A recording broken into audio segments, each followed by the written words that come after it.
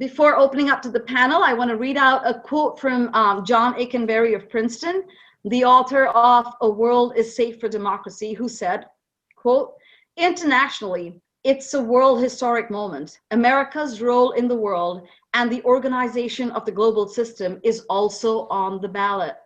If Trump wins, the whole post-war liberal order continues to unravel, and Democratic and other allies of the US who are hedging and hoping that the US will return to playing a system role will start making other plans, because then the US will not have that spot." So in order to discuss the impact of a Trump versus Biden presidency victory, as in when the numbers roll, we have a heavy-duty panel of 8 academic experts in their region shedding light on several issues.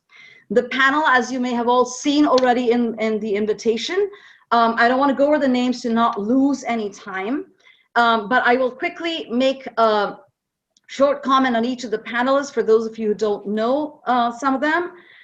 There's Professor Warren Haffar, who's a professor and director of Arcadia's master's program in International Peace and Conflict Resolution program. His specializations are in conflict analysis and resolution, regional planning, and international development. Professor Koslov, and I'm not sure if he's in, let me just put back, is Professor Koslov here? No. Professor Koslov, who probably will be joining us, he would be representing Russia. I didn't say Professor Haffar is going to speak for the United States. Professor Koslov, Russia, professor at the AGS with an expertise in anthropology, political theory, and communications, and is a recurrent television figure talking about Russian politics. Professor and Ambassador Dominique Dreyer, who's going to speak for China. He's a professor also at AGS, and he specializes in diplomacy, politics of Far East and Central Asia, the emergence of China. In his professional career as a diplomat, he served as the Swiss ambassador to India, Nepal, Bhutan, China, Mongolia, Democratic Republic of Korea, and also France, and that's how we got introduced to him.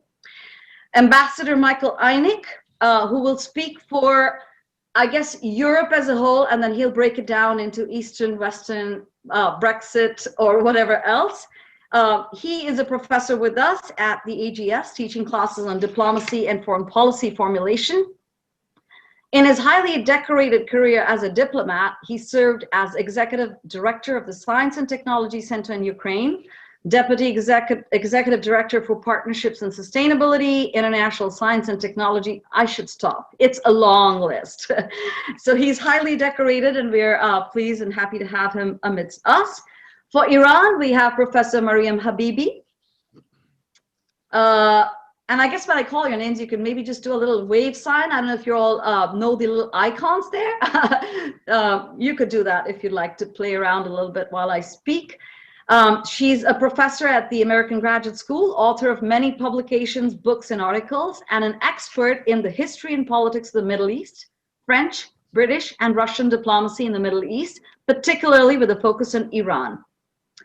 Professor Joav Toker, who will be speaking for Israel, journalist, consultant, and professor at the American Graduate School. He specializes in media and global communications, Middle Eastern affairs, foreign policy formulation, EU institutions, and also defense policies. I want to call you Professor Roland Adjovi, who used to be teaching at Arcadia University, our partner. That's nice, a little clap there. He taught international law, human rights, and politics in Africa and the developing world.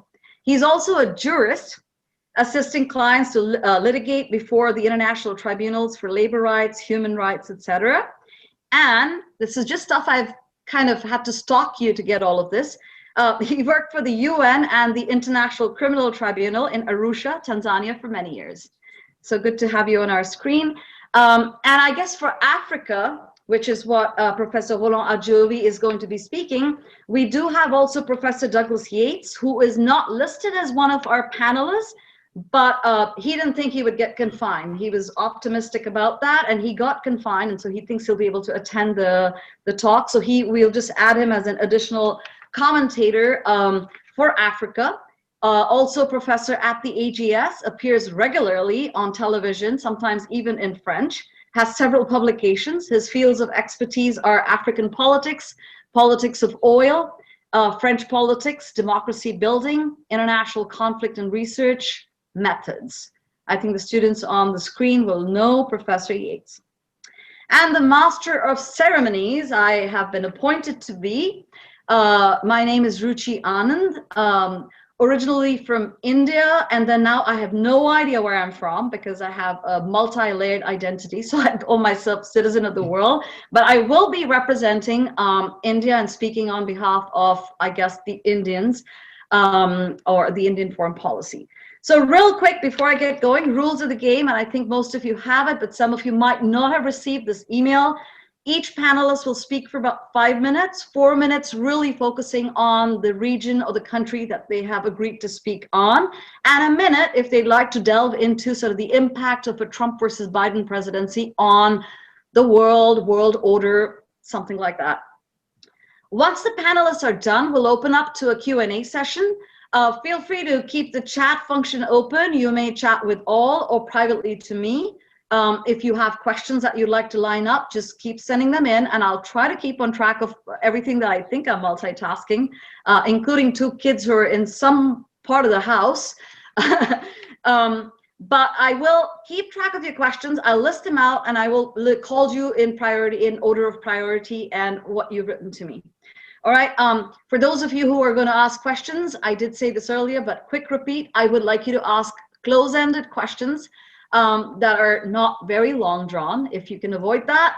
And also try, if you may, to not cross-question, but once you ask the question, I think it'll be nice to kind of get everybody to play the game and jump in.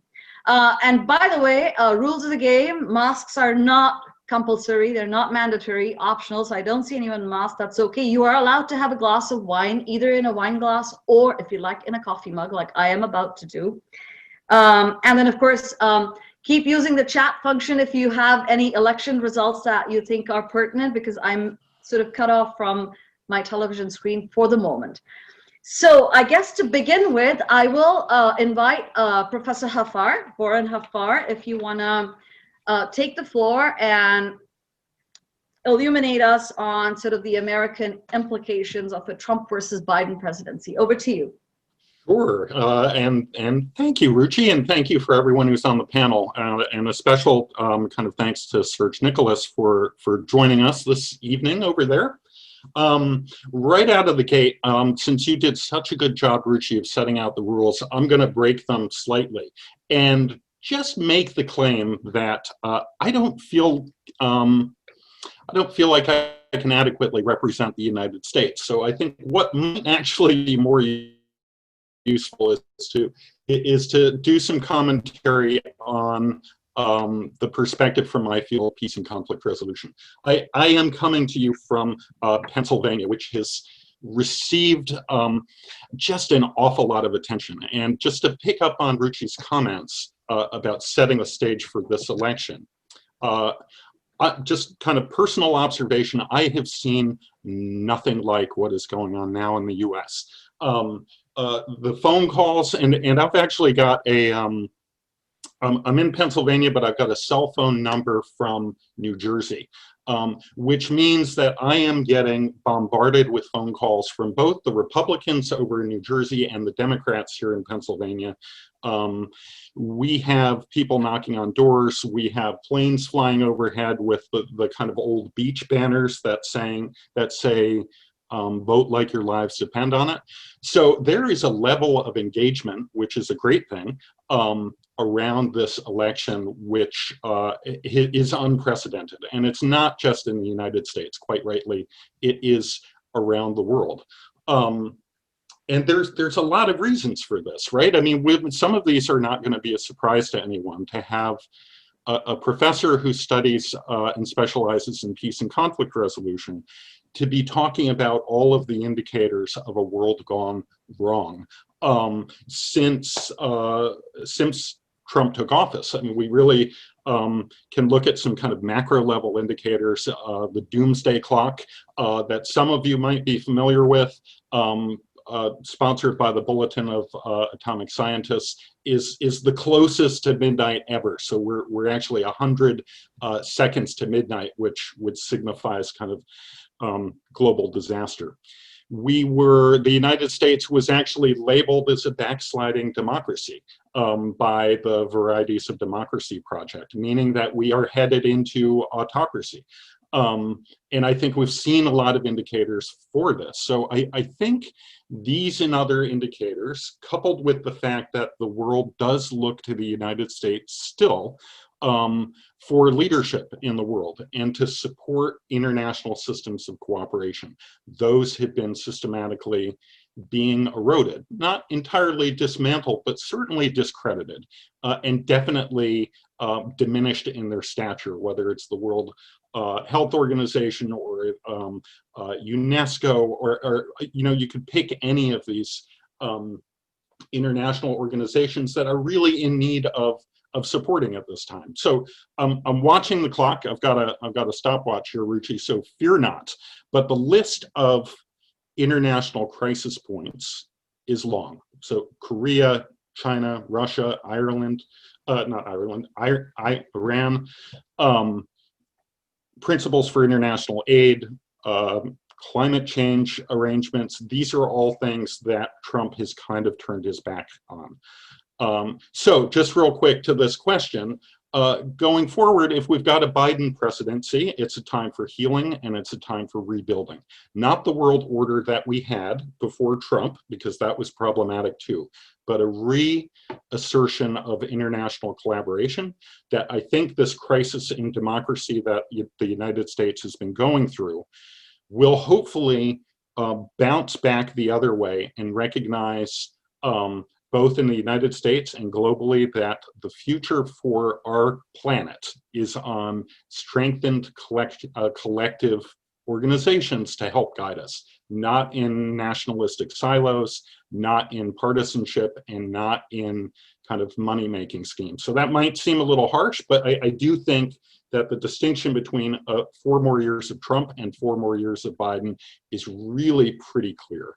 But healing is going to take an awful long time. The wounds that have always existed in the United States based on principles of inequality that capitalism often perpetuates have finally come home to roost. And so I think if Trump deserves any credit, it's on a couple of fronts, but one of it is just highlighting the depth of our inequalities and discrimination, which is actually fueling many of the problems that we're seeing here in the United States that have come to a head, and that many other countries around the world are also grappling with. So I am just about at my 5 minutes, so I will leave it there and look forward to the conversation.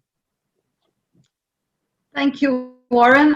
It's amazing how you stick to the rules. I like that very much. I was actually letting you spill over, but I think that's a very good point to invite Ambassador Dreyer. Professor Kozlov isn't here, and I'm guessing he's probably having connectivity issues from Russia, possibly, or he's probably been invited to some television channel. So we'll proceed with China. Seems like a nice sort of follow-up on the United States. With all the heating tensions between the two countries during the 4 years of a Trump regime, which has sort of, I think, begun to change the landscape. I will invite Ambassador Dreyer to shed light on China and the impact of Trump versus Biden. Over to you. Okay, thank you. Can you hear me? Yes, very well. Yeah.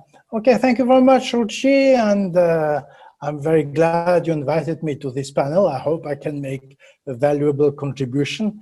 And anyway, I'm also waiting for your questions, and I will be glad to answer them as much as I can. I will try to make 4 main remarks. First remark is what struck me somehow is that with all the passion that was involved in the present presidential campaign, China appeared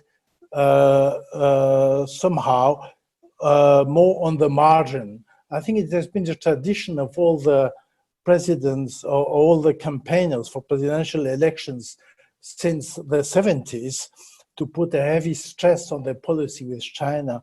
And I think the whole China was somehow overshadowed, first because the average voter was much more concerned by immediate problems like the coronavirus and the economy than about China. Second is probably that Trump was not able to put forward a proper strategy in his relation with China, and probably he was not so much concerned about China, but much more by the more immediate problems rising in the campaign. And also Biden, it seems to me, was very cautious to remain fairly vague in disclosing the details of his future policy vis-à-vis China, because he knows that it could have also consequences in his campaign. So that's a first remark. Second remark, China has had enough time to proceed with an in-depth analysis of its relations with the US. You know that China has a lot of think tanks, a lot of people involved in the study of international relations, and of course has had a lot of contacts with the United States in the last 4 years.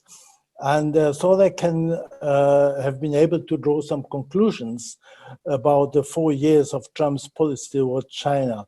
I think the first conclusion is that the US will probably do what it can to prevent China from becoming a leading country in the economic as well as in the technological field. And I think this is also linked to a kind of rise of nationalism in China. Second, China has also drawn the conclusion that in order to that it has to develop as much as possible its own technologies so as to be independent from the US, as much as to be so far as possible independent from US technology. And as we know, the future, our future world will be much more marked by technologies than it was the case up to now.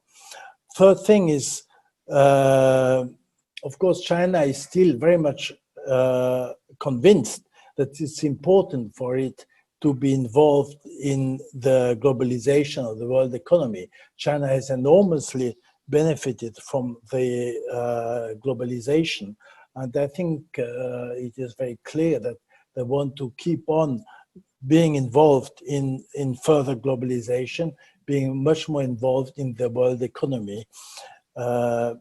Another aspect is that China is also probably convinced, and that has been quite clear recently, that it has to be less dependent on foreign trade. The economy of China was very much, from the 70s onwards, of course, it was very much steamed up by its foreign trade. And China, I think, is becoming more and more concerned or more conscious of the need to develop its internal consumption capacity and to be less dependent on foreign trade. And basically, I think China is very much concerned in trying to keep as harmonious relations as possible with the US, because China knows very well that the superpower in the world of today is the US.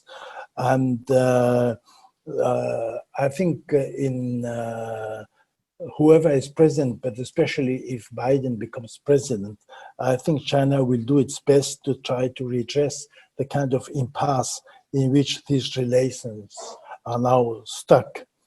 Third remark, I think the two major problems in the US and China relations, I say that two of the major problems, of course there are lots of other problems, but I think the Taiwan question is something that remains very high in the kind of crisis possibilities with the United States, and mainly because I believe that the Chinese army especially has nothing more to try to fight for than to have the return of Taiwan to what they called the sovereignty of China. And so the Taiwan problem is something that is very much high in the minds of the Communist Party and especially of the Chinese army. And another problem is, of course, probably also very serious. It is the South China Sea problem. I think this question will take very long time until it will be solved. And it is also a question that is might be susceptible to crisis.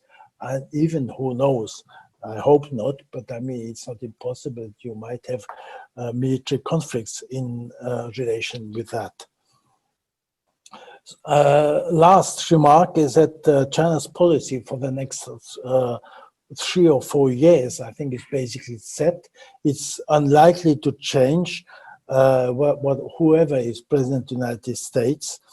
And it is fairly certain that Xi Jinping, becoming, of course, having, I think, much more power than any of his predecessors, will continue as Secretary General of the party, probably much likely, even after 2023, the year where normally it would be the end of his 10 years appointment as Secretary General.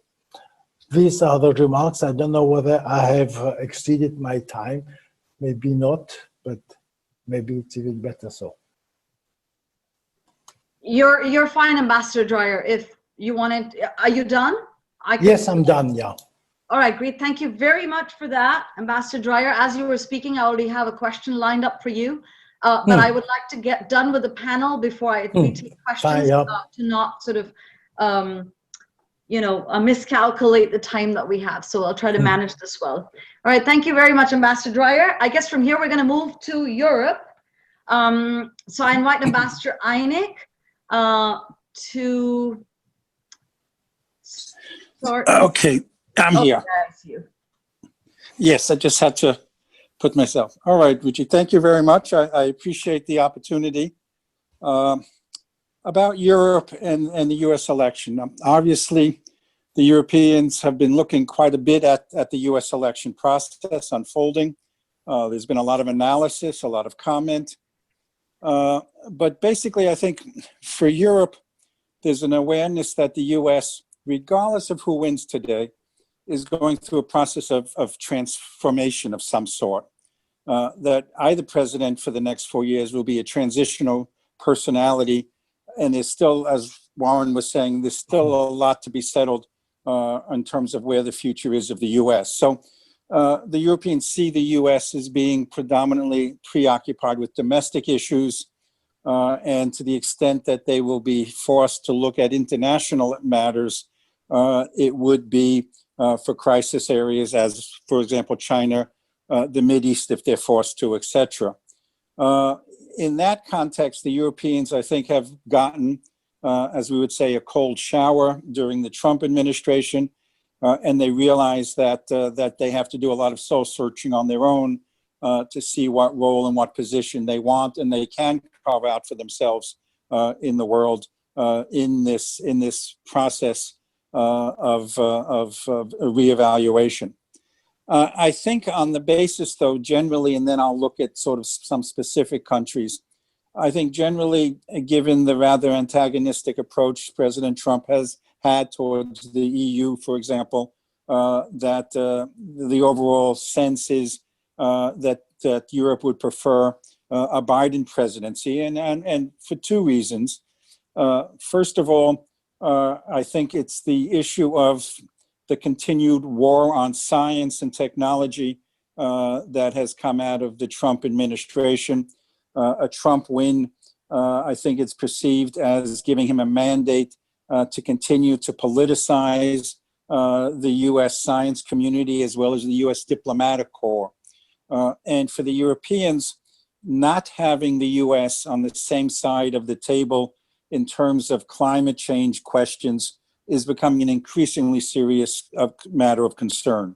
And I think it's rather clear in their minds that a Biden administration sees the need very much so for engagement in terms of international activities vis-a-vis climate. And this is very important to the Europeans. So quickly looking across from west to east, Obviously, we have the question of Brexit in the UK. We're rapidly reaching the deadline where we're looking towards possibly a no-deal Brexit at the end of the year. But in any case, the UK will be out. Trump has supported the Brexit process. He has, to the extent he has friendly relations with any European leader, he does so with Boris Johnson. The question is, to a certain extent, Brexit is predicated on developing a strong trade agreement, financial understandings with the United States. And the question is, can Boris Johnson next year parlay his positive relationship with President Trump into having some real rewards in terms of the negotiating process? And that still remains to be seen. In terms of Brussels and the EU, obviously, Donald Trump sees Brussels as predominantly a trade organization. The EU has a mandate to negotiate trade deals for the EU countries. So he sees it really as a purely an antagonistic relationship. That is not something that they're looking forward to, for example. Looking at France and Germany, the two key countries in the EU, interestingly enough, both of them will be going through a leadership transformation during the course of the next 4 years. In France, you would expect if Le Pen goes against Macron in the final round of a presidential race that at least via Twitter, that President Trump would insert himself into that process, where President Biden would not. Angela Merkel is due to leave as chancellor next year, towards the third quarter of next year. And that process is clearly a domestic process, but I can tell you, I could see some pundits in Germany suggesting to her that if President Trump wins re-election, that she remains in office at least for another 4 years. But I doubt that will happen. Moving further eastward, clearly in the case of Poland and Hungary, there is some affinity for the kind of leadership style that President Trump has suggested, has put forward. I don't really think that is critical in terms of the future or as a model for authoritarian regimes in Europe, to be honest. Poland and Hungary have moved in this direction because they're full of Poles and Hungarians. And anyone who knows these cultures and these people are not surprised by this. And I think it makes for some interesting press, but I don't see this as important. These two countries are clearly linked forever into Europe, and I don't think that flirting with the U.S. will really give them that much leverage in terms of European attitudes. So again, I think the Europeans are very clear that they can't go back to business as usual. They have had this cold shower, and they understand that despite the difficulties they're facing with Brexit, with their own integration issues, immigration, etc., that they have to give quite a bit of thought to how they want to position themselves in the world. The U.S. strategic umbrella via NATO with the Trump administration is called into question. But even with the Biden administration, the ability of the U.S. to continue to financially support a security umbrella for Europe, people have to question the cost-benefit analysis of that, regardless of who is president, to be honest. I think on a whole, the Europeans are comfortable with with the team that looks like may be coming in to support a President Biden administration. Those people know Europeans, the Europeans know them. So there's at least a comfort factor in terms of engagement with an experience of the history of issues that I think people would be more comfortable with, regardless of where the process goes in terms of substance. I think that's about it. Did I make my time limit? You're good. I'm flexible on this. There's just so much interesting stuff that we have to lay out, and I think we do have spillover time and after hours. So Okay. I'm trying to sort of ease out on being terribly strict, but keep it flexible. I see Douglas Yates is here. That's excellent. All right, so a slight modification, someone I didn't announce, but is amongst us on the screen here, Ambassador Lawrence Cannon. He's actually clocking in from Quebec, who will actually quickly do, not quickly, you have the time, I know I said quickly, but he's kind of stepped out of his shoes as an audience member to jump in, because then I think it's a perfect transition to stick to US, China, Europe, and then we'll move on to Canada. A little bit about Ambassador Cannon. I had the privilege of co-teaching with him at the American Graduate School. At that point, he was a Canadian ambassador to France under Prime Minister Stephen Harper. Prior to that, he was also Canada's Minister for Foreign Affairs. And prior to that, he's also been a Minister of Transport. I personally consider him sort of an expert in the Arctic. So I guess the questions or the comments might come from anywhere. Thank you so much, Lawrence, for stepping in and joining the discussion. This is heavy duty, like I said, with that many ambassadors on one screen. I don't think I've ever done that before. It's a bit intimidating, but over to you, Lawrence. And you have 6 minutes. We'll give you that extra for stepping into the role. Thank you, Ruchi, for inviting me to participate. And I think just to start off and to make the folks that are listening to us aware, Canada's foreign policy basically has two foundations or two pillars, one of which, of course, is its international relations and rule-based system behavior and comportment with that. The other one, of course, is, and most importantly, our bilateral relations with the United States. For those who are not aware of it, we have the longest border in the world with the United States. It covers roughly 5,500 miles and maybe some, and is a border which, for all intents and purposes, is free of any major hindrance that one could expect between other countries.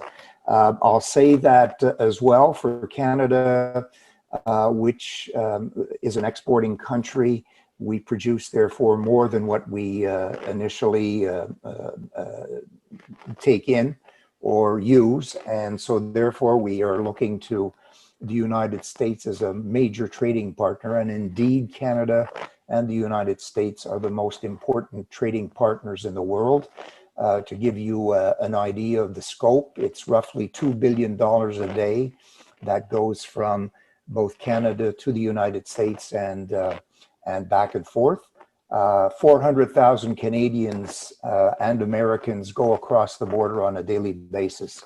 So you'll readily understand that Canadians are very keen on what takes place in the United States. I'm not quite sure that the Americans have the same degree of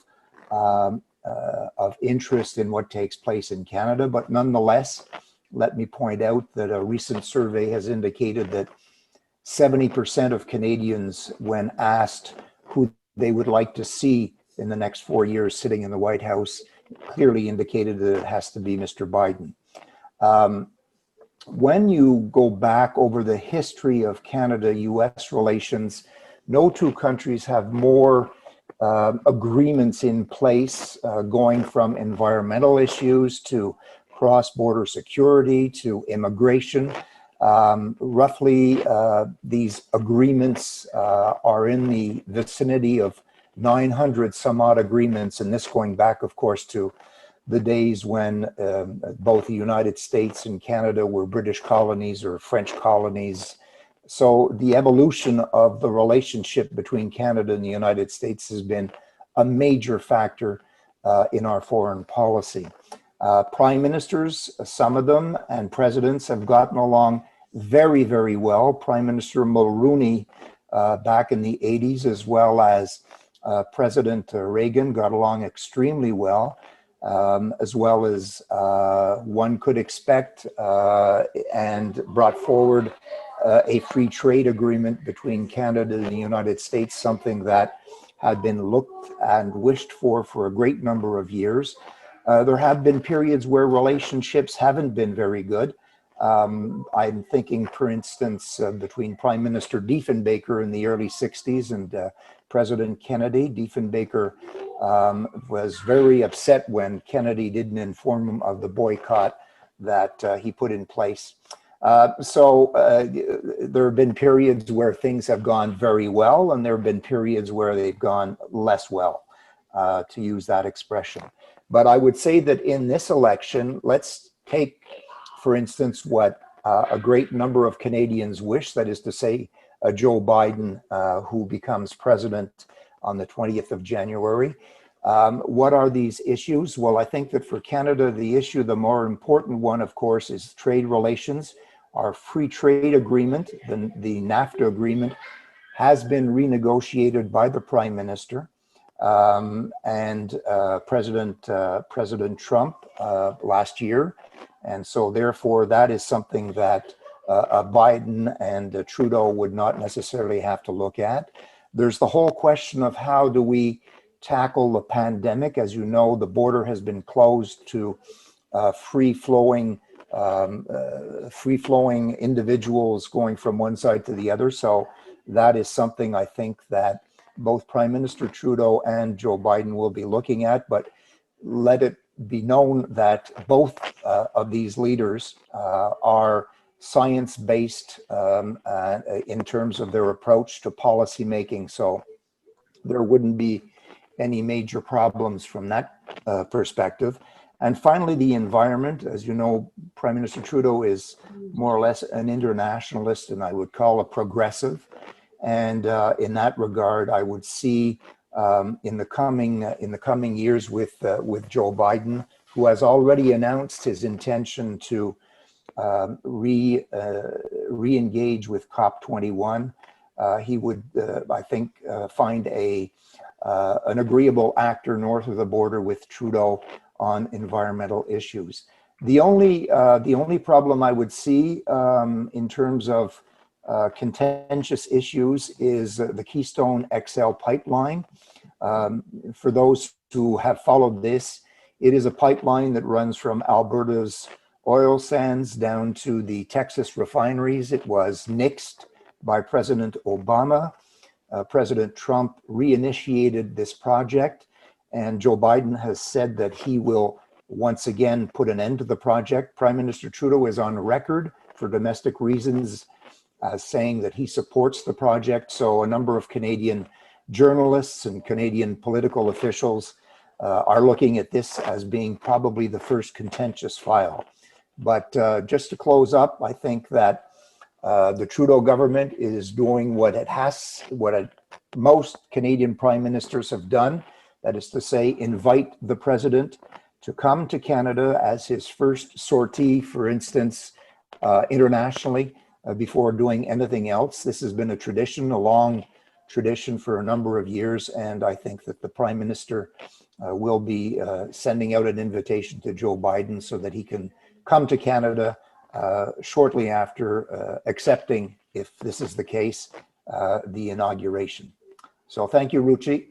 That's the Canada foreign policy perspective. Excellent. Thank you so much, Lawrence. There's questions trickling in, and so I apologize if I'm kind of all over. I'm just multitasking here.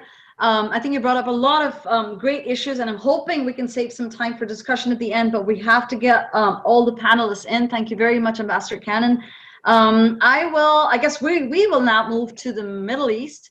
I will invite Professor Mariam Habibi to represent Iran, or not represent, or give us a little talk on Iran with elections, US elections. Right.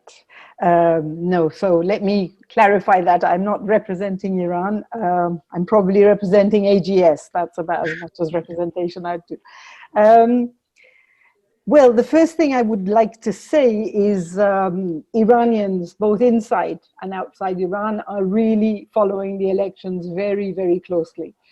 Just to check up on my own I mean, I imagine that was the case, but I went online and I looked at every single headline. I mean, all the newspapers that we have online, but it is, I mean, it would surprise you that every single one of them has as a headline, and some being also graphically speaking quite, it would upset quite a lot of Americans, because as you can imagine, in support of the United States. But anyway, just to say that the interest is definitely there.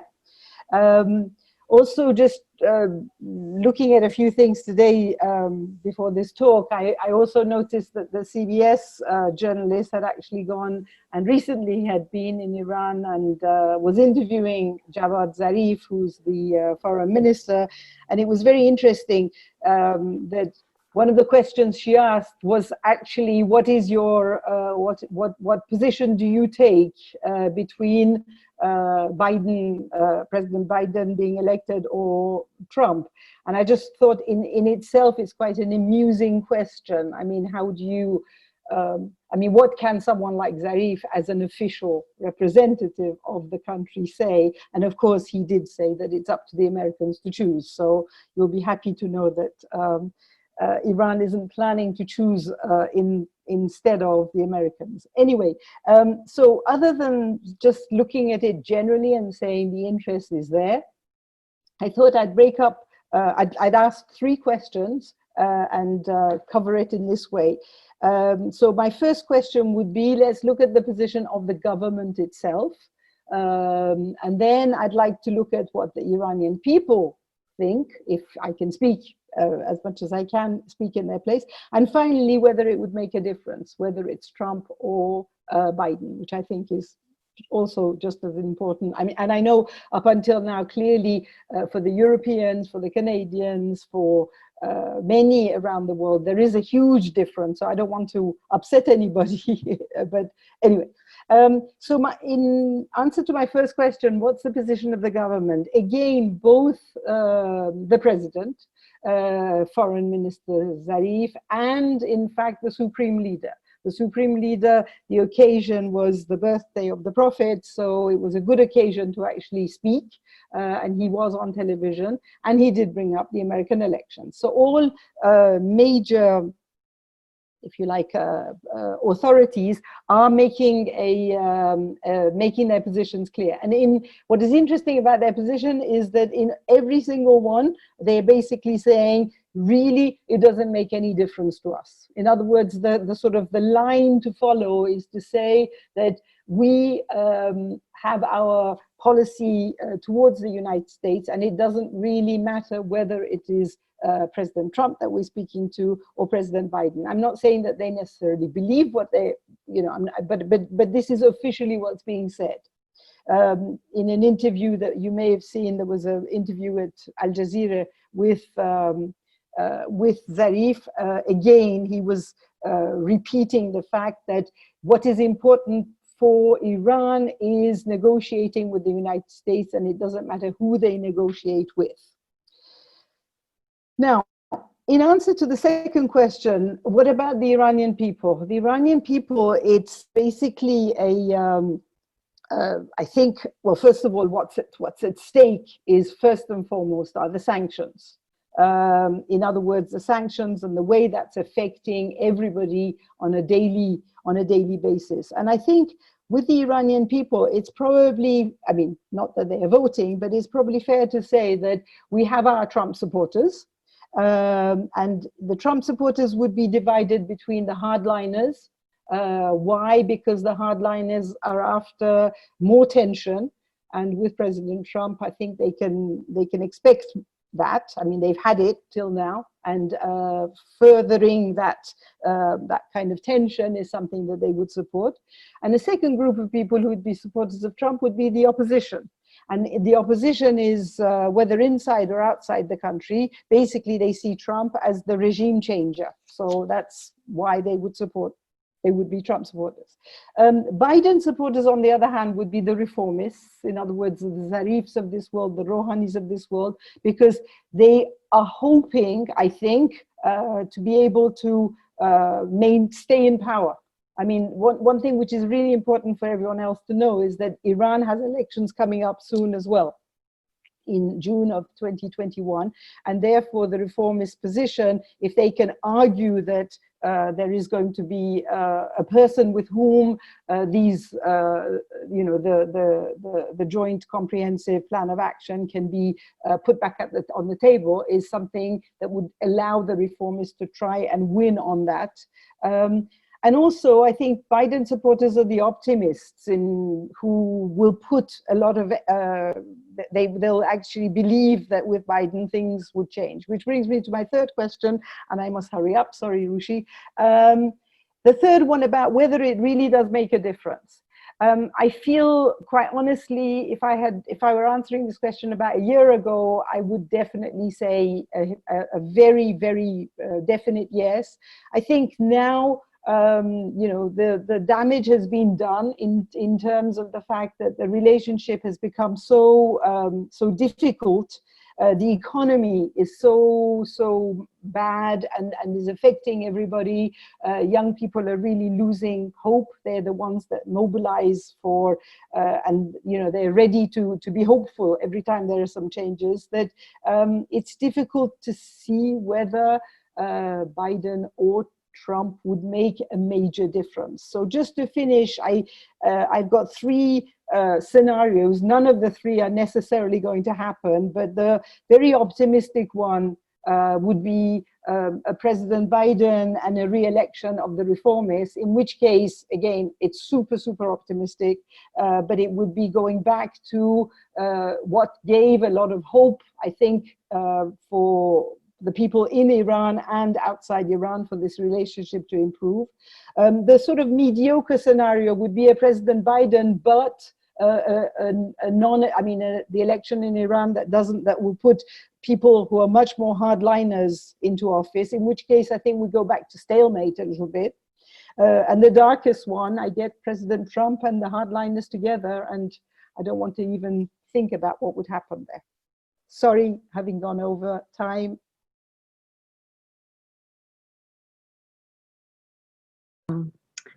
Thank you, Professor Habibi.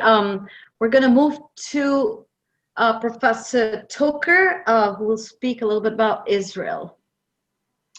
Thank you. Thank you, Professor Anand, and thanks for the 5 minutes allocated to Israel, which, by the way, would be highly appreciated by the large majority of Israelis. It's sort of, you even added, Professor Anand, in an email you sent to the panelists that you would recommend we talk sort of 3.5 minutes about the country or the continent we were allocated to, and then 1.5 minutes regarding the entire world. And knowing the Israelis, I think that this kind of proportion would really be extremely popular in Israel, namely 70% talking about Israel and then 30% about the rest of the world. How lovely. Let me place the things I'd like to say in the working hypothesis of a Biden victory, because I think this is the plausible one, and I am ready to put my reputation on the record and dare say a few hours before we know, or a day or two before we know, that actually he will be the next president of the United States, in spite of the noise and the anxiety and the threats which are there. So in case of a Biden victory and a Biden mandate, yes, it will make a difference in terms of Israel. It will not make a dramatic transcendental difference, in spite of the fact that looking at Trump's policies and Trump's way of being so close to Bibi Netanyahu's government and doing concrete things in a way perhaps which is even which perhaps would be the #1 single country in the world regarding which Trump did concrete things, such as the recognition of the Golan Heights annexation, such as moving the embassy, US embassy from Tel Aviv to Jerusalem, such as doing everything on the level of intervention and money and commitments to bring about the Abraham Accords, namely the rapprochement between Israel and the Gulf states, and some others are down the road, most probably. So I think that one should add to that element of analysis the fact that, in spite of the fact that on one hand we speak about the United States of America, the first superpower on earth, and on the other side, a small, tiny country stuck in a highly problematic region, what happens in Israel might be as important as the fact that presidents will change in the White House. And I refer to that mainly to the rather fragile position of Prime Minister Netanyahu these days, because of both because of reasons related both to his judiciary situation. As you know, there are corruption and other accusations in the air against him, and it is not clear what would be the path exactly. Up to now, he has been rather successful in avoiding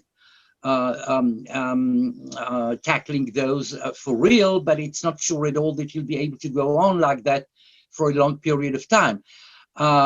Secondly, the alternative of Netanyahu, either within the Likud party or eventually within one of the opposition, so to speak, more to the left options, would not necessarily announce a dramatic change in the relations between Israel and the United States. So I think that one should take things in a very cautious way here. I think that the Biden administration would not go back on some of the decisions regarding, for example, the Golan or even the embassy in Jerusalem, and certainly not regarding the Abraham Accords, regarding the Gulf states and others. I think that the Biden administration would restore would make some gestures which restore, for example, financial support to the Palestinians, the diplomatic activity of PLO, Palestinian Authority Office in Washington, and gestures of this nature, and would certainly try to talk to the Palestinians in a way which would be more realistic than what we have seen over the last 4 years. I would say that on the list of priorities through Israeli perspective, the number one issue in order to measure up what might be different in the Biden era is, of course, the Iranian issue, or the Iranian issues rather, because we're speaking about the nuclear issue, we're speaking about the nuclear accord, which most observers believe that President Biden will rejoin one way or the other after perhaps some preliminary come and go between Tehran and Washington and the Europeans, etc. But we have the nuclear dimension, we have Iran's involvement in regional activities on the other through Israeli perspectives.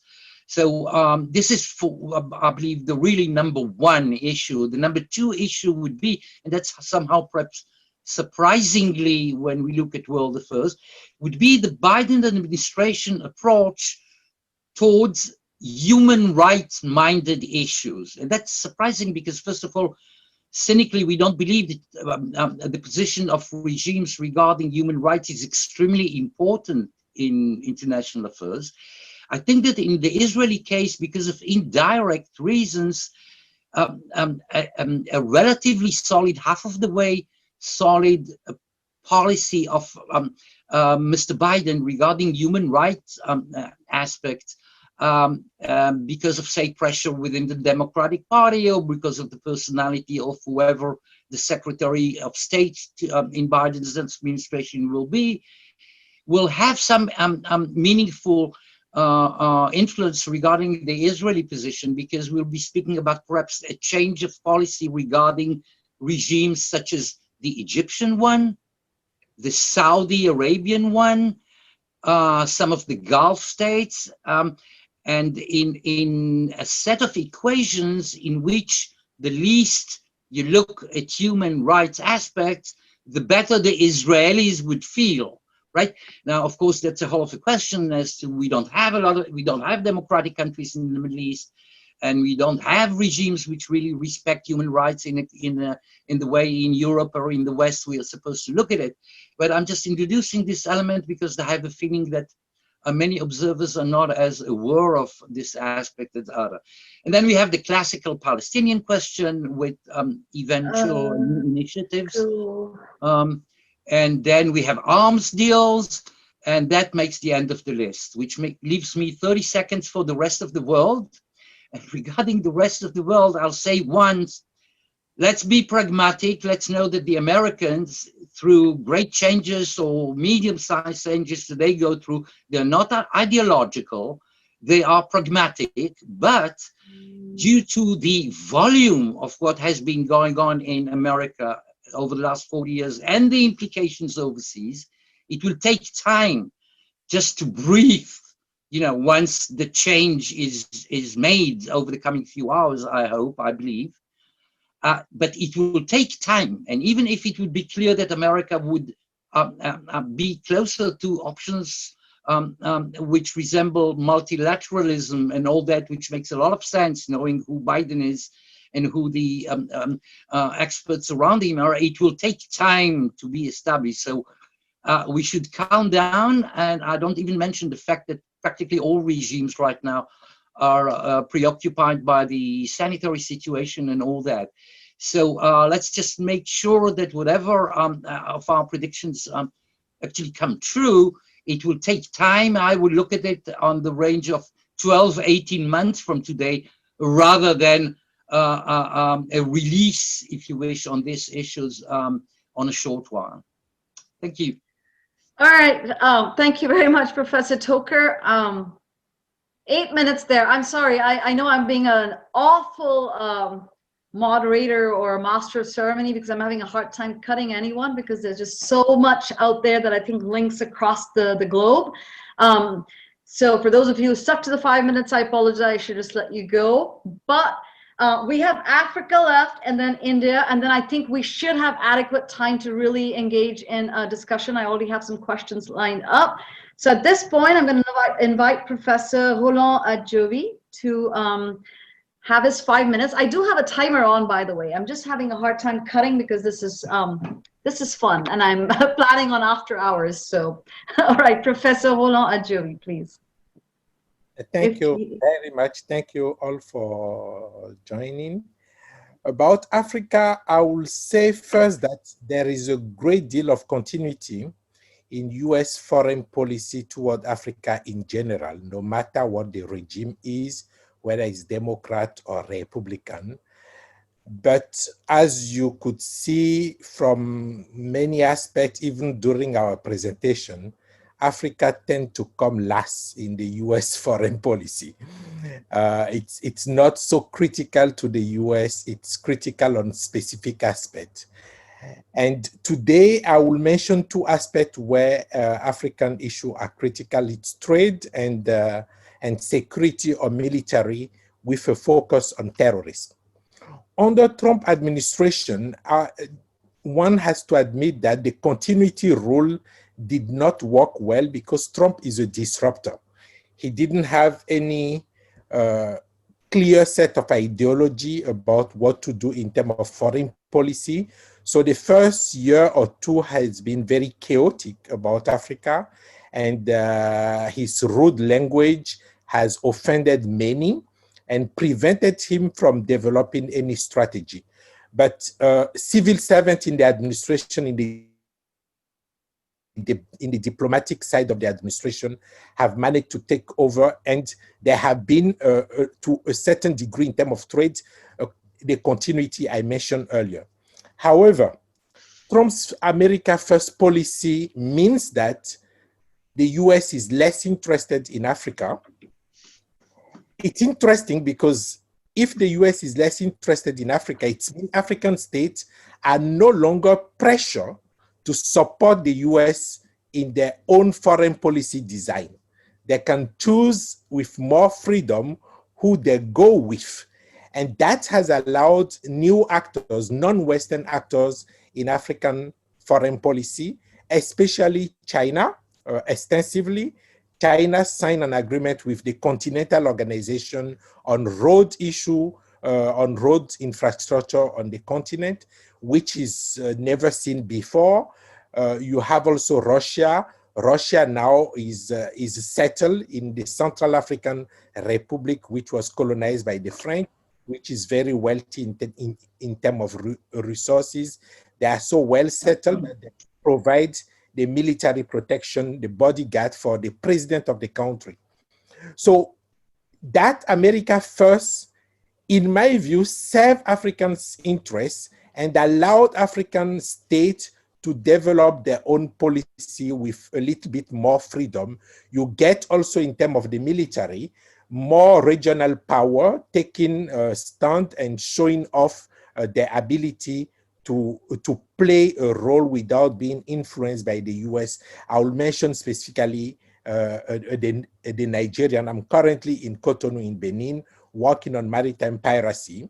And there was a piracy attack in April, and the military support Benin could secure was from Nigeria, not from the US, not from France. It was Nigerian force who came in the water of Benin and ran the military operation of rescue. So that's how I see the US Trump administration America First policy. Then you have in the Trump administration a lack of understanding of African politics, which make whatever they do on the continent quite erratic or chaotic and not efficient. You will remember those military who were ambushed in Niger because Trump administration didn't understand enough who to trust in the system.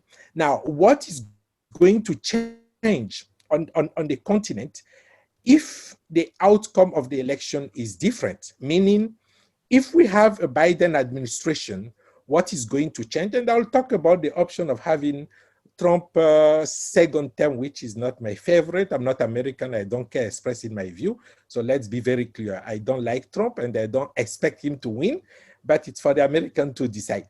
So if Biden wins, Biden will certainly return to normal, to classical foreign policy with knowledgeable civil servants to direct the policy.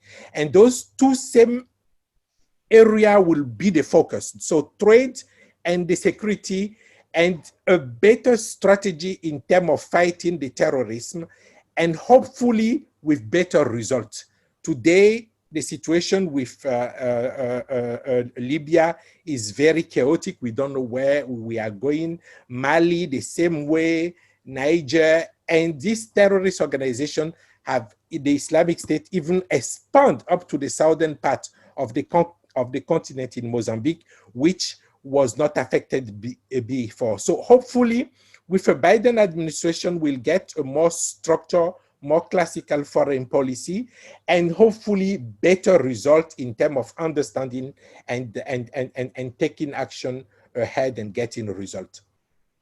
We will get also a more, I would say, polite type of relationship, which will not fuel any inter-African fight. I'm referring to Egypt specifically. The US have a heavy relation with Egypt because of the connection to the Middle East and Israel. And Trump has made some very dangerous comment recently suggesting that Egypt could bomb the Renaissance Dam in Ethiopia. And this type of language, I don't expect it from a Biden administration, and it will help build a better relation with the US and the African states. One more thing, the travel ban. So Trump administration with the immigration as a focus has established travel ban all over the place, including against some African country, especially Nigeria, which is very large population. I'm expecting Biden administration to get rid of those travel ban for two reasons. You can control your immigration affecting some countries without using the travel ban. The travel ban is really difficult to swallow for the government. So it doesn't mean that Biden administration will be nicer on immigration, but the travel ban is not a good tool for good diplomatic relation. So I think that they'll get rid of it. But the travel ban also affects development in Africa, because everyone has now said that the Africans abroad send more money back home than the foreign aid. So the remittances are critical. So if the US accept more Africans, even though I will dispute the existence of any American dream for the African of nowadays, that welcoming of Africans will help the remittances back in Africa. Two issues which, in my view, are also going to be critical with the current crisis in the US. The conversation about race will certainly be possible with the Biden administration, and I doubt that the Trump administration, if Trump was reelected, will be open to any discussion about race in any way, especially if the African country had the courage to take any strong action in the diplomatic arena, especially at the UN against the US. One thing which is not going to change is the current dynamic with Israel, because we have seen some country getting closer to Israel. And the reason why I suspect that it's not going to change, the latest country I'm talking about, Sudan, has seen its own interest being served in that reunion kind of with Israel. So even if Biden was to be elected, Sudan will still see its interest being served in that relationship. So it's not going to change. And any other country, for instance, Togo, surprisingly, has been very close to Israel over the years. If you check the voting of Togo at the UN, they are always on the side of Israel. But Israel has very close relationship with Togo, provide the security source. The security support for the regime, and provide intelligence, very critical intelligence services. So that's in the short, in the 5 minutes, I guess. I hope I have not overlapped my presentation. No, that was good. You actually drew a lot of, I guess, links between stuff that we've already heard. So thank you very much, Professor Adjovi. I'm going to invite Professor Douglas Yates real quick to hop in on Africa. So you're not an assigned speaker. You have less than 5 minutes. I'm kidding. So Professor Yates. Yeah, well, I was just really happy that Roland could come and speak. I know Roland well now for many years, and I've been a big fan of his analysis of piracy. France 24 is doing a special tonight on US policy in Africa over the last 10 years. And they're going to ask some questions tonight. And one of them is, what difference does this outcome make on US African policy? So I agree with Roland that US African policy is mostly about continuity. It's one of the most marginal areas in the US foreign policy, and it will continue to be so. However, I mean, a change, does it matter that we have a KKK president who calls African countries shitholes, who never once went there? Yeah, I think it'll make a difference having Biden and Kamala Harris in the White House. Trump's signature policy in Africa was called Prosper Africa. And as you can imagine, it wasn't about making Africa prosperous. It was basically giving aid to US businesses, stepping it up from 30 billion to $60 billion. That's aid to US businesses, not aid to Africa. As far as aid to Africa goes, because Trump serves the evangelical lobby, they're a major electoral base of support for Trump.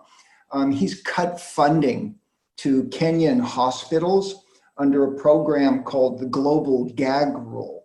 And he actually expanded this now, because that was just for family planning. The idea is the evangelicals don't like abortions, but the problem is when you cut the funding to contraception, you actually increase abortions. This US policy acts against its purported interests. And what Trump did with his policy, no one cares, but it's called Protecting Life in Global Health Assistance. It sounds like North Korean English. And what it did was it cut the funding to AIDS and HIV. If there was one thing that W did that was actually appreciated in Africa, it was that the US sent a lot of aid money to help African countries fight AIDS. Well, thanks to Trump, that money's been cut to serve a domestic political lobby. So I think that'll change too, because the evangelicals won't like Biden. And finally, the American dream. So they're going to ask, do Africans still believe in the American dream? And despite everything that's going on, despite the fact that Pew public opinion polls show that the US is at a historic low in African public opinion, nevertheless, it's net positive. The Africans still seem to have a positive idea. But I should note that if Africa is marginal to Donald Trump's world and to American vision of the world, if you look at the migrants who are leaving Africa, only 10% indicate they want to go to North America. So you might also say, despite the exaggerated self-importance of American foreign policy in Africa, it's not plebiscited by those who vote with their feet.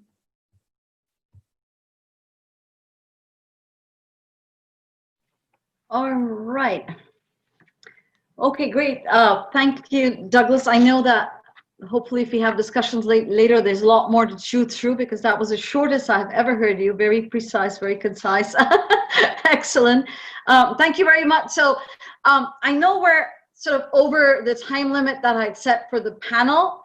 There was still an India representative that was supposed to speak for India. So I will actually cut my time really short, but I will lay out as sort of, I guess, maybe Dr. Theory, and maybe that can open up some stuff where everybody's, points will link somewhere. I'll just use as little as I can, so I'll switch on my timer and keep it short. So for India, I think that the battle between Trump and Biden is a win-win situation, regardless of who gets there.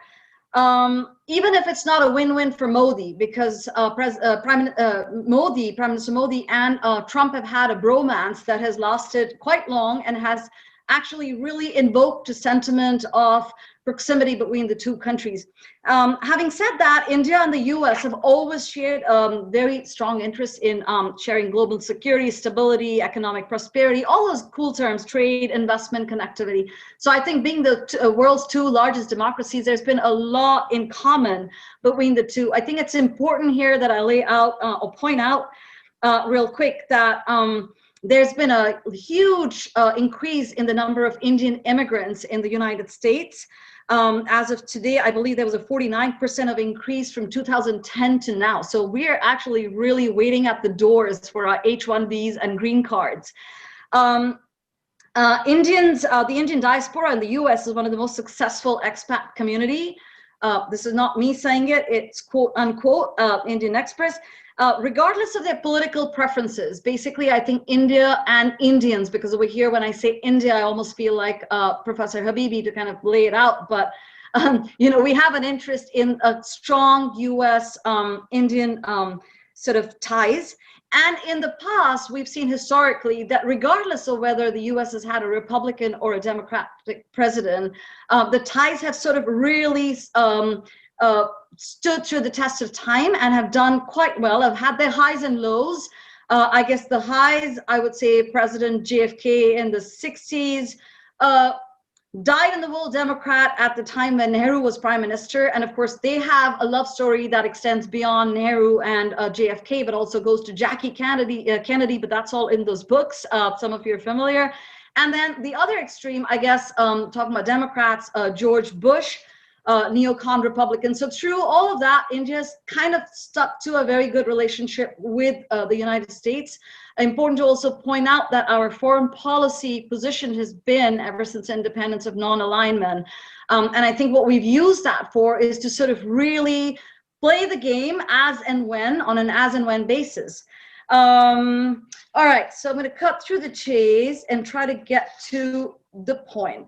I guess I wanted to lay out the three prime core issues that really stick out at the Trump-Biden presidencies, depending on who wins. Like I said, either way, we're fine. It's a win-win situation. But I think three really important factors come up. I want to point China, Pakistan, and trade. Again, I said three big ones that I want to sort of like pinpoint here. So in terms of China, I think it's need to counter a belligerent China is more important than ever after the Ladakh crisis that we've all sort of seen recently. Trump's hawkish approach to China is pretty interesting. The enemy of my enemy is my friend type of approach. But in fact, I think that the Indians in the inside circles here, I'm not talking about the bromance, but they are very wary of Trump's non-policy or non-stand. It's too fluctuating. I think Trump is known, for sort of his penchant for personality politics, leaders who resemble himself. And I think Modi, to a large extent, does represent a similar stance on nationalism, on sort of xenophobia, on probably anti-Islamism, etc. Having said that, Modi is not India, so I'm talking for the overall. So first would be China. So the need to sort of really counter-engage China. Trump would be belligerent, hawkish. Biden would be, I guess, would adopt a policy of engagement, containment plus engagement. Biden has said recently, my dream is that in 2020, the two closest nations in the world be India and the US. So I think we sort of have to pick between the two lovers that seem to be offering us a lot here. Pakistan, I'm going to keep it short. Biden may revive the Iran nuclear deal, allowing India to then work with Iran as a partner to counter Pakistan and Afghanistan. That's of interest for several strategic reasons. And third of all, trade. Trump, with his America first and sort of make America great again and bringing things back, has definitely been sort of a big question mark for a growing economy like India. Biden seems to give a lot more hope and seems more favorable to trade policies that attract a lot more Indian investors. So India's left with hedging, which is a la carte, choose whether or not you want to continually cooperate on issues with China, bandwagoning, sort of a defeatist, let's hop on the China bandwagon, it's an emerging power, and the third, balancing, and I think that's the one that the Indian government or the Indians are trying to adopt, which is balance, using whichever one of those two. We're not making any big statements here about who we love or hate. We're kind of sitting there with a 50% for each type of cut, non-aligned movement.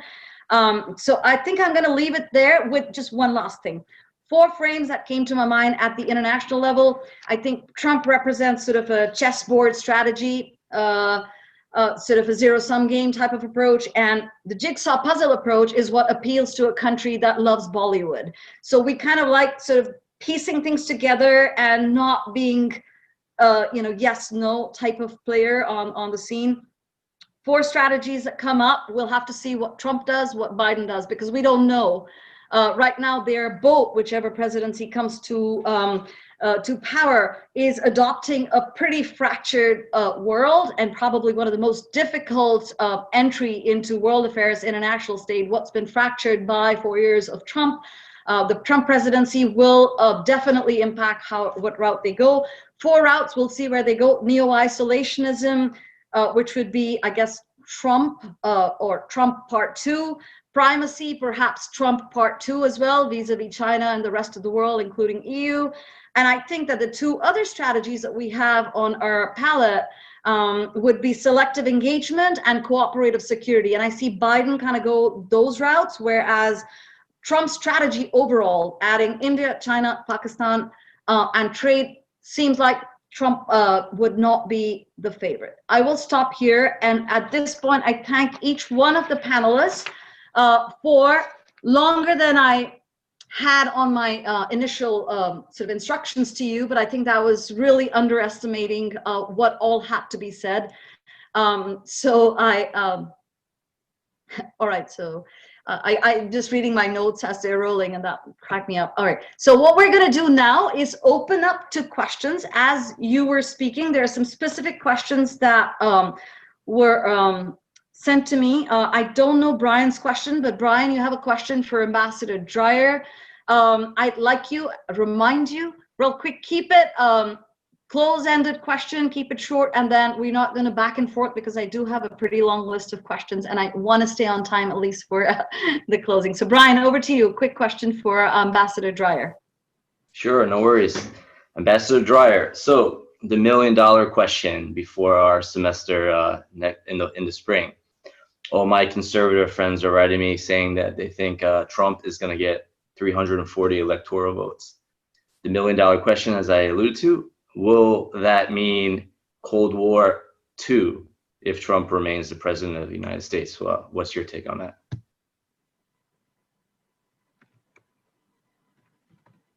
Your mic is muted, Ambassador Dreyer. Your mic is on mute. You need to unmute yourself. Yeah. Okay.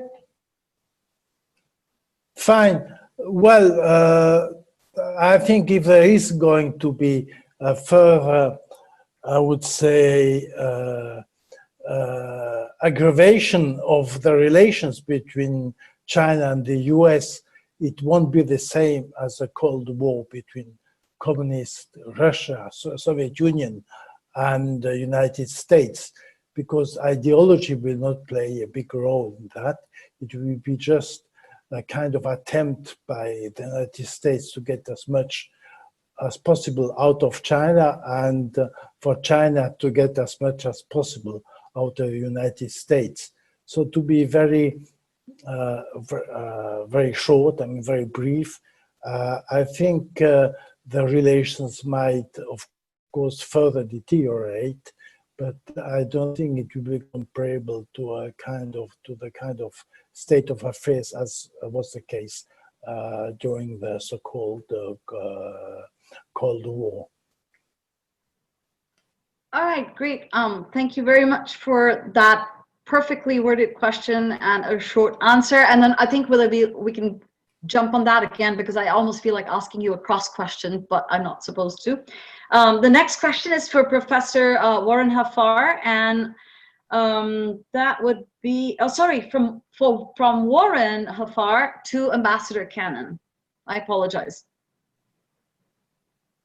Your microphone's muted, Warren. Okay, thanks, Ruchi, and thanks, Ambassador. I think you kind of answered the question in your comments, but it was specific to the impact of the border closure on Canadian politics, and specifically the kind of popular opinion. And I should say this: I've got a hidden interest here because I'm a property owner in Canada that cannot get access, and I'm counting down the days to get up there. And hoping that Biden will help us open up that border quickly. But I was just curious on your thoughts. I think fundamentally, both President Trump as well as Prime Minister Trudeau have, since the beginning of this, closed the border to any non-essential services. My understanding is that I think last week, perhaps 2 weeks ago, that was extended into late November. I certainly, for my part, do not see the border opening that quickly, Ambassador. I would think that sometime maybe in the new year, but as spiking is taking place in the United States, in Canada, it is increasing to other levels in Ontario. It's increasing in Alberta as well as in Manitoba and some of the Western provinces. So I don't see that coming to a close very shortly. So that friendly relationship where a hockey team would from Detroit go over to Windsor or back and forth, I don't see that happening very shortly. Agreed. All right, great. Thank you, Warren and Lawrence. Next question is from Ricky for, I believe, Ambassador Cannon again, and I think it deals with COVID strategies. So I'll let you, Ricky, you have the floor. Is he still connected? Let me check. Ricky? Oh, he perhaps got, oh, he's there. Hold on, let me just.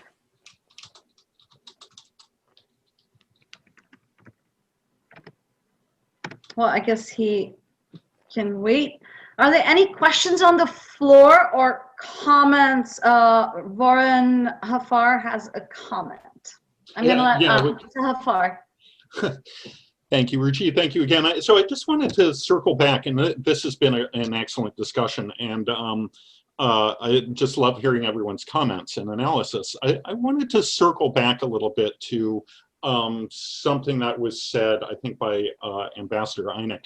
A really interesting kind of analysis that I've been thinking about as well, this idea that Europe has had the equivalent of a cold shower, like a wake-up call that they finally need to come together in some way. Ironic because of all the things that are pulling them apart, and as seriously as the United States is. But specifically, the comment was twofold. One, that the world knows Biden, right? His team that he would bring in, he's old enough that he's got a well-known team, and they are a kind of classically trained team. So they're known around the world. They've got the refreshing advantage that they know the issues, whereas we have seen how painful it is with this administration that they are just clueless about the issues. The one thing, and I'll close here, is the one thing that I would say is that there was a comment that a Biden administration would return to a kind of a classical foreign policy. Two things on this. One, there's never been much space at all between Republicans and Democrats in terms of their foreign policy. So I think it's right to say that very little will change once we get up to the level of basic competence. But really the comment is that we need more than a return to classical politics. We actually need something that is much more progressive, and I think the world is demanding that with the Black Lives Matter movement, and rightfully so. So I do think there's something to the framing of a Biden presidency being transitional. He can get us up to basic kind of skills and kind of rebuild the basic stones, cornerstones of relations, but to go beyond that, which is needed, it's going to take another administration. There's plenty of work to be done, and it's not going to be done soon. Great. Ruchi, can I comment? Wait, I'm trying to see who this is speaking. It's Mike. Professor. Yeah, please.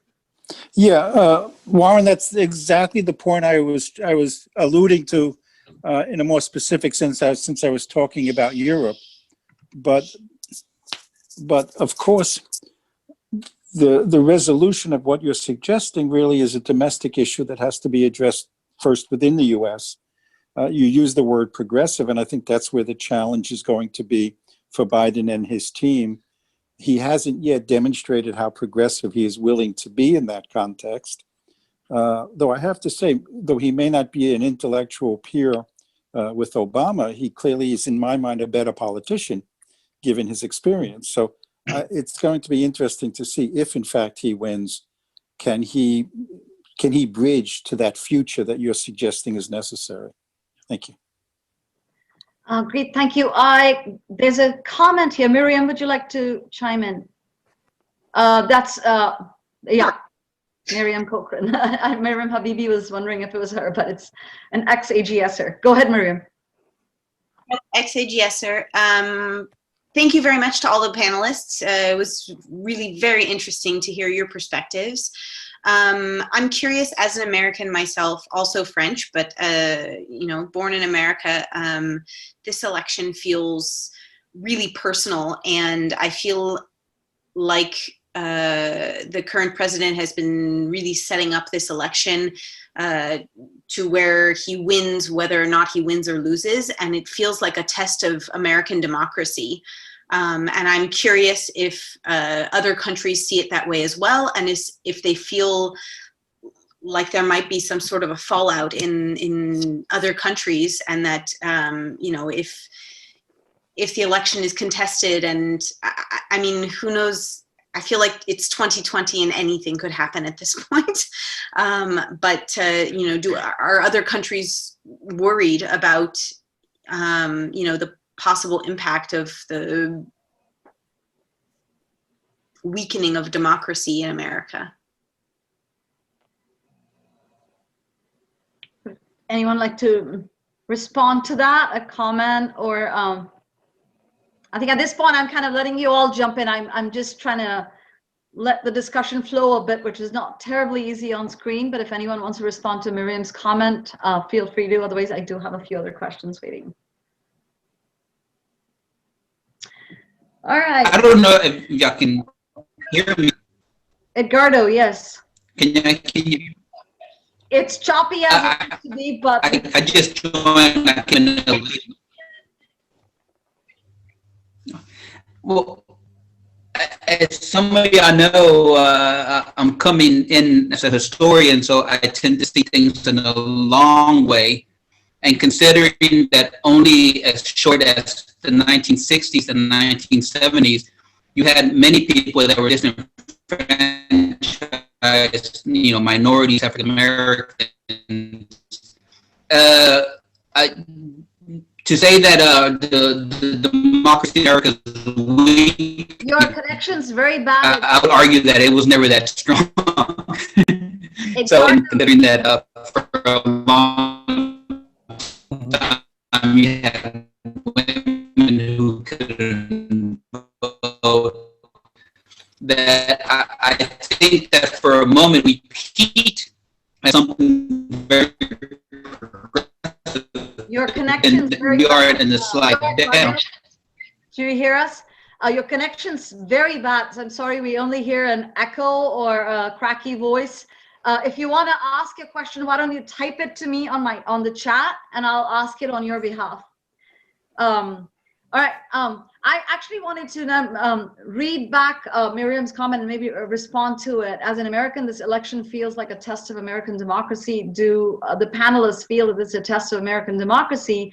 And if they feel that, an impact on your own democracy? And I guess I wanted to just kind of talk a little bit about what the Indians are looking and learning from this form of democracy. And well, one, totally agree with you that it's a test of American democracy, or is it even a democracy? I think even the French here would wonder how this works. Like, I don't think they ever get the electoral college system and the weighted voting and the numbers, and how can it be that the people don't want Trump, but he got elected?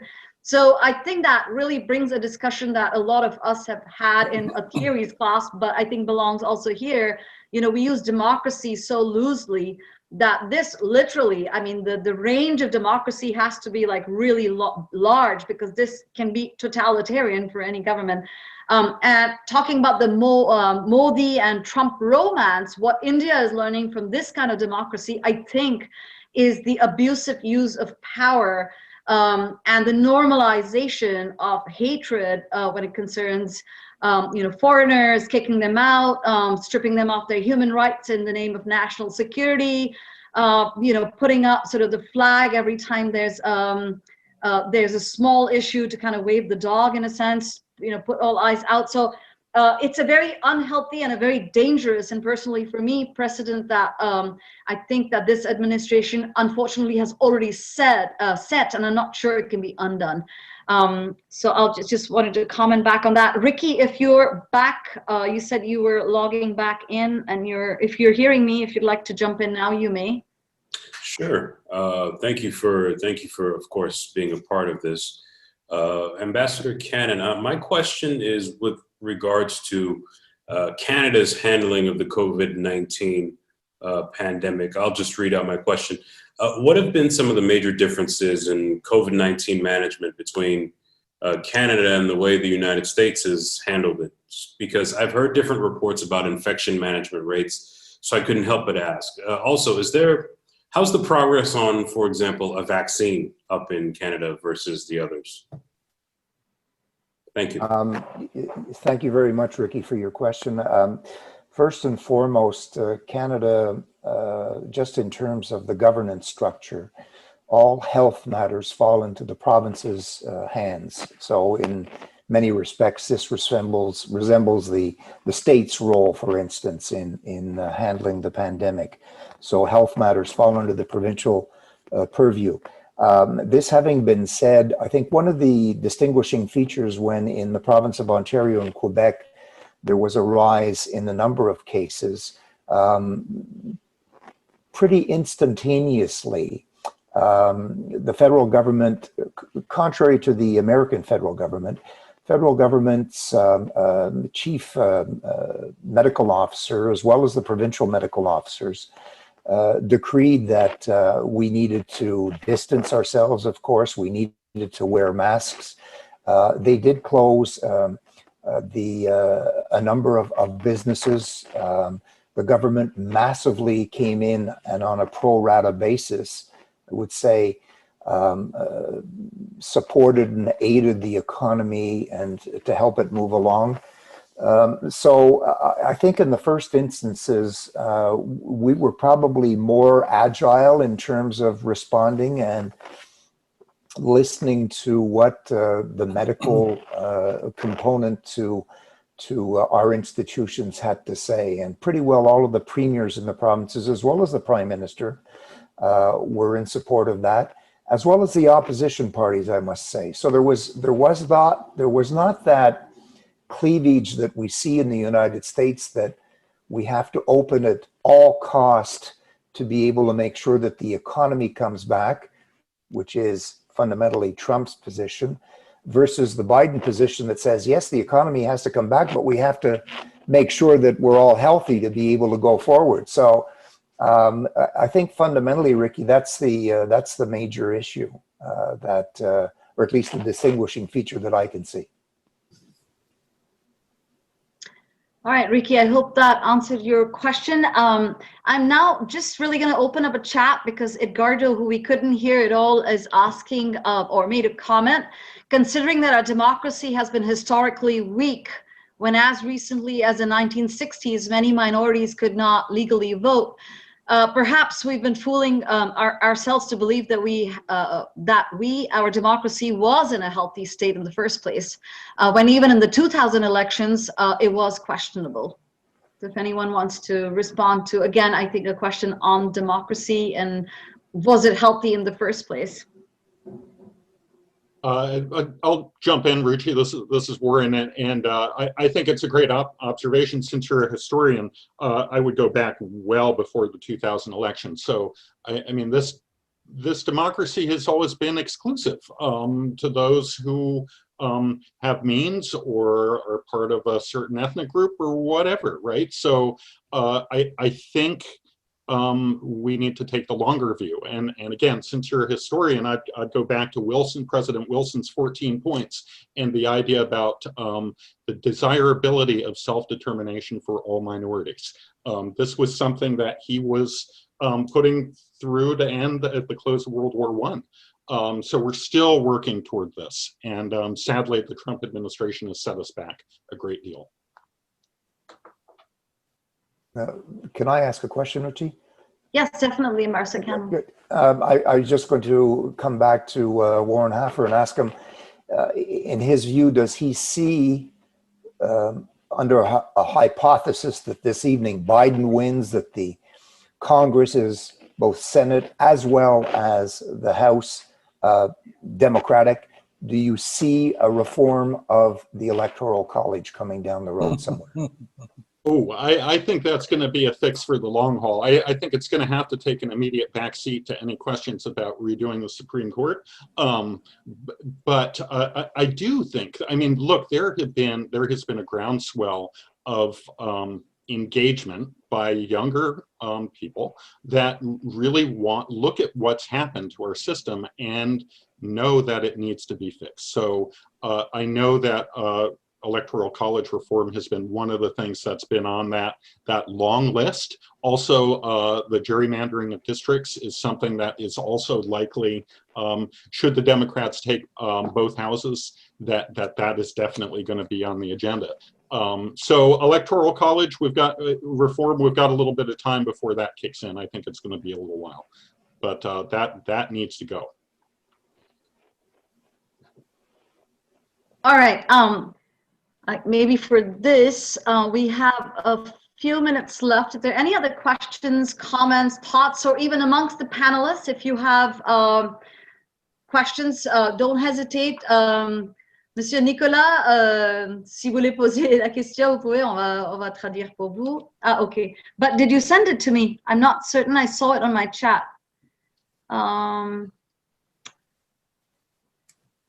Je pense que j'ai pas reçu la question.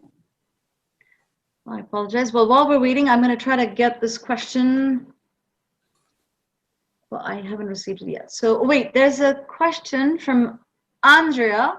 Would the election of the Biden presidency mean a stronger dollar currency?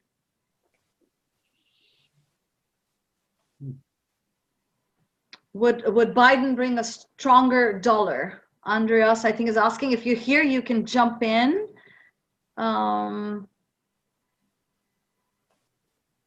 Possibly left. Give me the nod if you hear me right. I know some of you have to leave. On vous entend, Ruchi, on vous entend, on vous entend. Ok, super. Mais en fait, je ne trouve pas votre question. Alors, Ma question, je vais la poser en français. Oui. Parce que ça concerne la France. Ah, je cherchais sur le chat, alors je suis désolée. J'ai pas... No problem, no problem. Ok. Si Trump passe, je pense que Macron va passer. Si Biden passe, je pense que Macron ne passe pas. Qu'est-ce que vous en pensez, vous, les Américains ou les spécialistes? All right, so I'm going to try to translate exactly how you asked. It's a really pinpointed question. So if Trump wins, Macron is highly likely to win. If Biden wins, then he's probably not going to come back. Is there anyone who wants to make a prediction or a comment there? Ayant passé 5 ans et demi de ma vie en France, je ne vois pas comment l'électeur moyen français va choisir justement cette hypothèse de travail. Je pense que les Français, comme bien des électeurs, d'abord et avant tout, pensent à leur portefeuille. Et lorsque leurs intérêts sont en jeu, ils vont voter selon leur intérêt, d'abord et avant tout. Je ne vois pas personnellement de corrélation entre votre affirmation, quoique je la trouve extrêmement intéressante. Merci. Quel plaisir déjà de vous entendre parler aussi français avec notre accent, comme disent les Québécois. Mais, non, mais je suis d'accord. C'est vous qui avez un accent, pas nous. C'est ça, c'est ça. C'est exactement ça. C'est un plaisir vraiment de parler. I'm sorry for everybody because I speak just a little in French. Sorry, I think Roland wants to ask a question or comment, and I'm going to ask you to jump in. Roland. Sure, allez-y. Professor. If you don't mind, I will say it in English, and I hope the person who has the question will be able to follow. If Trump wins, the Western world will not have any leader who the world could trust. Mm-hmm. Angela Merkel will be gone. So Macron, yes, has a chance to win because he will stand out as the one who can defend the Western values. If Biden wins, we have a leader for the Western world. So yes, Macron has a chance. The only thing is I'm not sure how much the French electorate care about American politics and how the world see France in the long run. So I'm not sure if the connection is going to work. But yes, I do see that interaction, which is interesting. Thank you. Thank you very much for that. I will translate it to the best of my ability. What we had here is if Trump, si President Trump gagne, on n'aura pas leader, chef ou quelqu'un qui peut mener le monde occidentaux. Alors, Macron va être plus fort en ce cas-là. Et si Biden gagne, on a quelqu'un qui peut vraiment gérer le monde occidental. Et en ce cas-là, on va peut-être pas voir Macron à nouveau. Mais en fait, il a dit à la fin qu'en fait, il ne pense pas que la France est vraiment intéressée par les élections vraiment américaines. Et puis, can I comment to that real quick? Because I mean, I think that if, like, having gone through a Trump presidency for 4 years, and I want to link it to like what France has seen in the last few weeks with terror attacks. I'm not certain that it would be directly from what's happening in US elections, but I think that Marine Le Pen and the Front National in France are really waiting for making the case that, they're right about not having foreigners sitting around here, finally, taking away our jobs and our incomes and changing the color of France and changing the religion, but also adding a layer of terrorism. So I think that regardless of that, I think France is yet to see a debate that has already started surfacing in an ugly way with la laïcité being really put to question as not necessarily a good thing when you're dealing with a multicultural country, but more perhaps dangerous. Or has dangerous aspects to it. So I just wanted to add that comment. Any other comments or question on that? I had a comment. Hi. Is that okay? Yes, please introduce Kaylin. Hi, I'm Kaylin. I'm an American and I've been studying at AGS for the past 2 years. I argue my thesis this semester. My thing is that in previous classes with Michael Einik, we have talked about how the EU effectively does not really have a leader at the moment. And we were talking that maybe Macron could rise up to be the EU leader. But as we've seen, I think in the past month, there's definitely some problems with that. We've talked about possibly Angela Merkel being that leader, but she's going away or she's not rerunning in the next year. So I do agree, I don't know with who said it, the sentiment that if Biden becomes president, that we will have a leader for the Western world, and I think a true leader for democracy. But I think if Trump becomes president, we will see in the EU, I think people agreeing more with the ideology of like, stick it in our country, like it's our country, we're French, we're German, we're not letting other people in, because they see that it worked somewhat in America. So I think it's a very interesting time, and I just wanted to throw that in here, and hopefully I made Ambassador Einik proud with my comments. All right, there's a question waiting here for Professor Adjovi from Brian. If you're still connected, I see you. I'm here. So I messaged Roland, but if he didn't get a chance to see it, I'm very interested in the Abraham Accords and all the peace deals with Israel and within the Arab world. Can you tell me a little about how the Sudanese people feel about what their transitional government has done at the time of just at the time after 30-year rule of Omar al-Bashir, who was deposed in a coup? How the Sudanese people feel about Trump's basically extortionist deal, where he set forth letting Sudan, as long as they paid reparations to the victims of the terrorist attacks, the U.S. embassy terrorist attacks, that they'll be removed from the terrorist state-sponsored terrorist list so long as they recognize Israel. What's your take on that, sir? I don't know what the Sudanese people think, because I haven't interviewed them and questioned them, and it will be totally wrong to assume their perspective. But what they were living in was very costly. The sanctions, whether they are lawful or not, have economic consequence on the country. So the deal they made is extraordinarily good for them, because getting off the sanction list, the terror supporters list, it helped them rebuild their economy, build better relationship.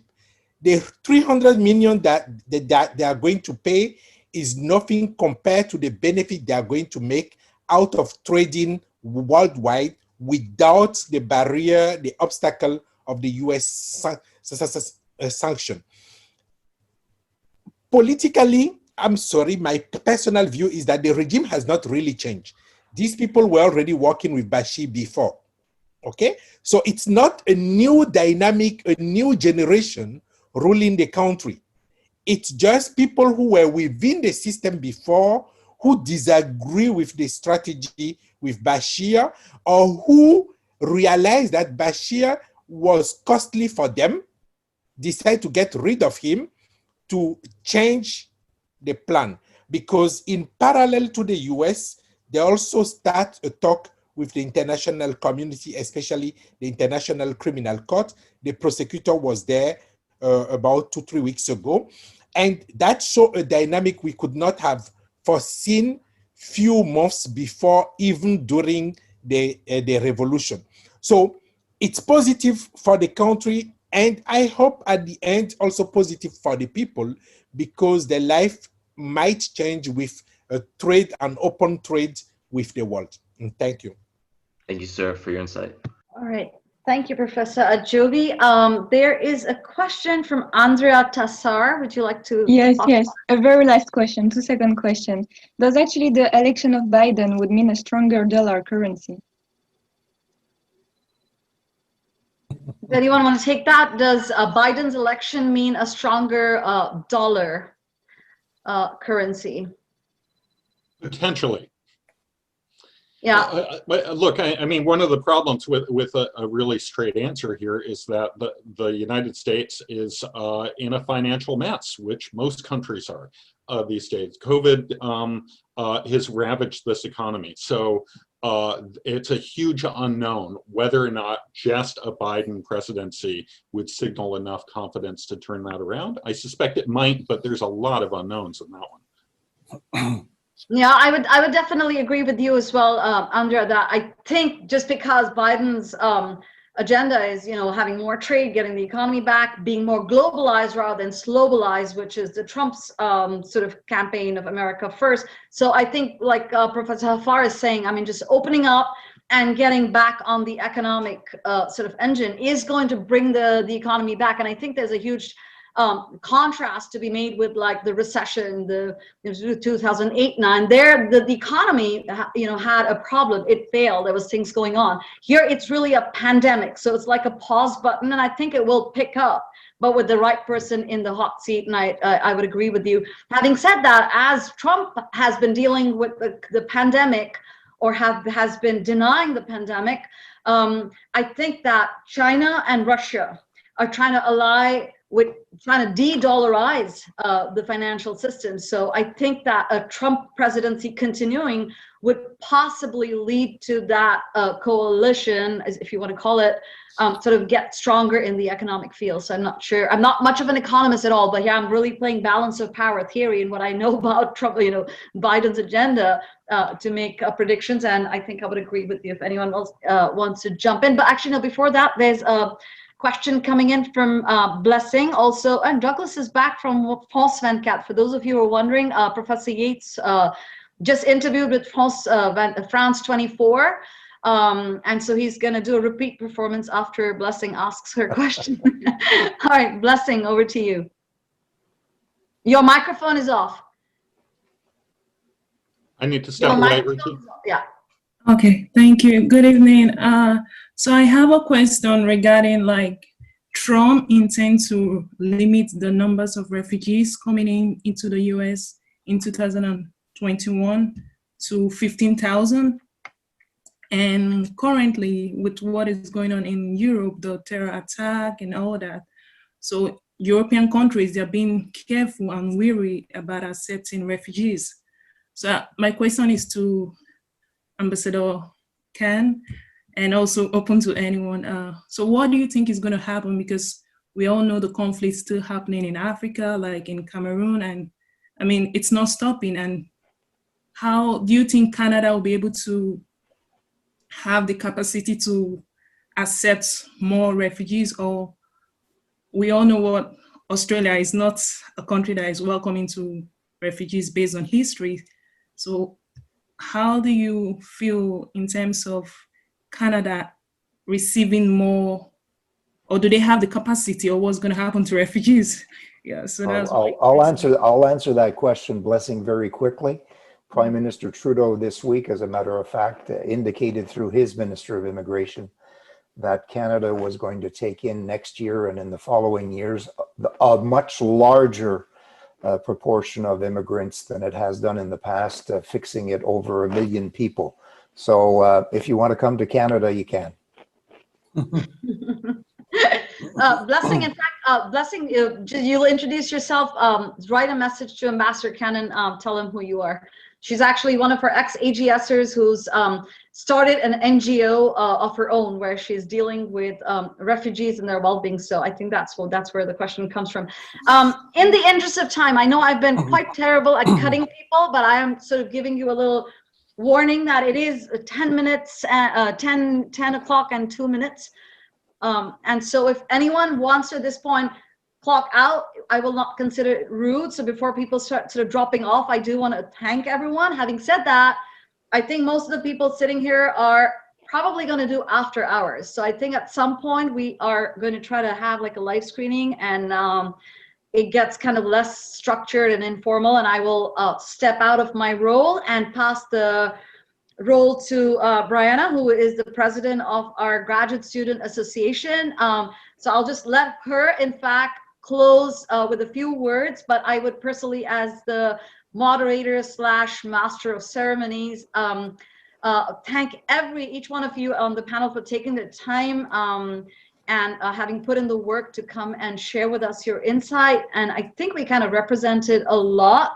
I think that I might send you a follow-up email asking all the panelists to potentially consider putting all these in chapters and getting it out as a book once we know what the result is. And I think that could be an interesting copycat of what I did when President Obama was elected a second time.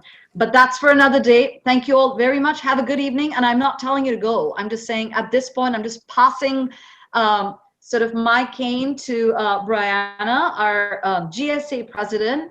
And then from here on, I sort of serve myself a big glass of wine and get some cheese, and I'm on this side. All right, Brianna, over to you. All right, it is well deserved, Dr. Anand. Thank you so much for spearheading all of this and structuring it so nicely. I think it's honestly an honor to see everyone's little face and Zoom right now coming together for such a historical and monumental display of democracy. I feel like our school specifically, we focus so much on becoming just multifaceted and truly skilled individuals, and understanding and empathizing all the parts of the world and seeing how we can contribute our own personal skills and viewpoints and understandings to really make things better.